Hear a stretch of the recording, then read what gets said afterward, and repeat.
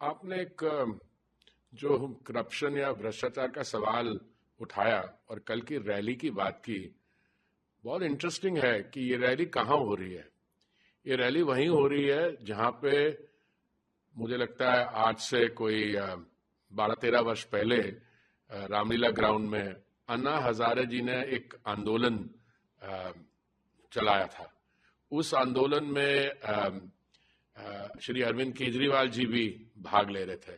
उस समय वो कहते थे कि वो तो सोशल एक्टिविस्ट हैं और वो कभी राजनीति में नहीं आना चाहते हैं।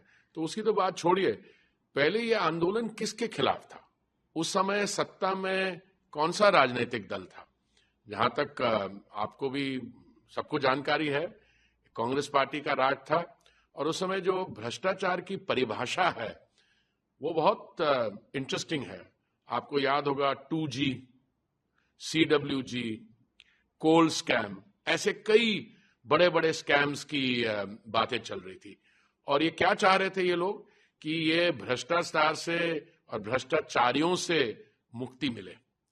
अच्छा, यही केजरीवाल जी जो उस समय सोशल एक्टिविस्ट कहलाते थे अपने आप को, उन्होंने कहा, और वो अन्ना हजारे जी के साथ बैठे थे वहां पे आंदोलन के दौरान। उन्होंने क्या कहा था? उन्होंने कहा था कि हम कभी राजनीतिक दल नहीं बनाएंगे, हम कभी राजनीति में नहीं आएंगे। राजनीति में भी आए, उन्होंने राजनीतिक दल भी बनाया, आम आदमी पार्टी, और उन्होंने कहा कि हम भ्रष्टाचार के खिलाफ लड़ेंगे। भ्रष्टाचार के खिलाफ लड़ने के बजाय जो जिनके खिलाफ उन्होंने आरोप लगाए थे उनसे हाथ नहीं मिलाया, गले मिल गए। और कल जो ये अलायंस है जिसको आपने इंडिया अलायंस बोला, मेरे कुछ जब हम लोग अपने आप में बात करते हैं, हम इनको किसी और रूप में डिस्क्राइब करते हैं। ये लोग कौन है? ये वही लोग हैं जो केजरीवाल जी जिनके खिलाफ लड़ रहे थे। अब ये क्या सम्मेलन होगा वहां पे कि केजरीवाल जी जो इस समय ईडी की कस्टडी में है उनको छोड़ा जाए? तो मैं आपसे ये पूछना चाहता हूं और आपके माध्यम से आपके व्यूअर से पूछना चाह रहा हूं, ये वाकई में लोग खुश हैं कि केजरीवाल जी कस्टडी में है?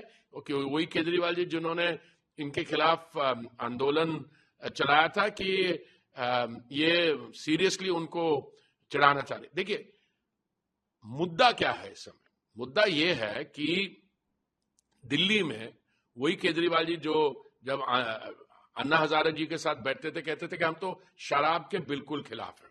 ठीक है, सिर्फ ये शराब के पक्ष में नहीं हो गए, इन्होंने इतना बड़ा एक शराब का घोटाला किया दिल्ली में जिसमें by one get one free, वो भी नहीं, by one get one free का क्या मतलब था? जो एजेंट्स थे उनकी कमीशन 4% से 12% हो गई और बहुत सारा पैसा करप्शन में डाइवर्ट हो गया। कहां गया? अभी जो हम लोग सुन रहे हैं, गोवा के चुनाव में गया, इधर गया, उधर गया। अब ये इनकी पोजीशन देखिए, भ्रष्टाचार के ये खिलाफ थे और खुद भ्रष्टाचार में पड़ गए। शराब के ये खिलाफ थे और खूब इन्होंने शराब का घोटाला किया। अब ये इस समय क्या प्रॉब्लम है? ये कस्टडी में क्यों है? क्योंकि नवंबर 2023 से लेके इन्फोर्समेंट डायरेक्टरेट ने 9 बार इनको समन्स भेजे, और समन्स भेजे उसमें सिर्फ एक ही काम करना था, आप अपीयर हो जाते, उनसे बातचीत कर लेते। अगर आप कहते हैं आप निर्दोष हैं तो आप अपनी सफाई दे देते, पर ये समन्स को रिस्पॉन्ड ही नहीं कर रहे थे। 9th अटेम्प्ट में कुछ दिन पहले ईडी के जो फंक्शनरीज हैं वो इनके घर गए और तब इनको कस्टडी में लिया गया। आज क्या इशू है? इशू ये है कि वो कह रहे हैं कि हमारे खिलाफ कोई आरोप नहीं है, कोई पैसा नहीं मिला।